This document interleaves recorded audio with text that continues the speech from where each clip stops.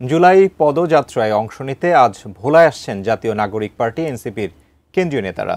ভোলা press club চত্বর থেকে বিস্তারিত জানাতে যুক্ত হচ্ছেন মোহাম্মদ মঞ্জুর আলম। মঞ্জুর আলম, প্রোগ্রামটি ঠিক কটা নাগাদ শুরু হবে বা নেতৃবৃন্দ কি এখনো এসে পৌঁছেছেন ভোলাতে? কি আছে আপনার কাছে জানাবেন?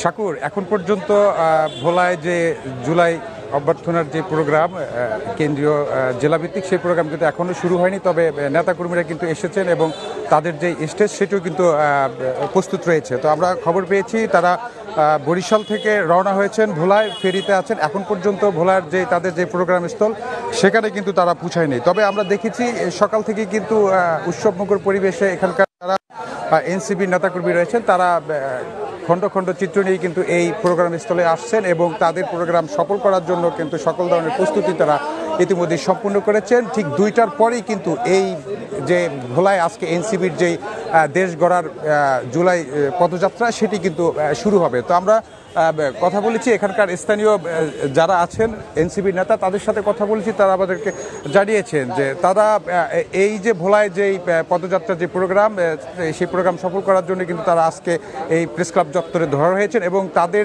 দাবি রয়েছে জেলায় কিন্তু সবচেয়ে বেশি জুলাই শহীদ হয়েছেন এই ভোলায়। তো আশা করা যাচ্ছে যে এখানকার দাবি দেওয়া নিয়ে তারা তাদের কেন্দ্রীয় নেতাদের কাছে উত্থাপন করবেন এবং ভোলার সুবিধা অসুবিধা নিয়েও কিন্তু তারা আলোচনা করবে তাদের নেতাদের সাথে। তো আমার কাছে এই ছিল ভোলা থেকে জুলাই পদযাত্রার সর্বশেষ তথ্য।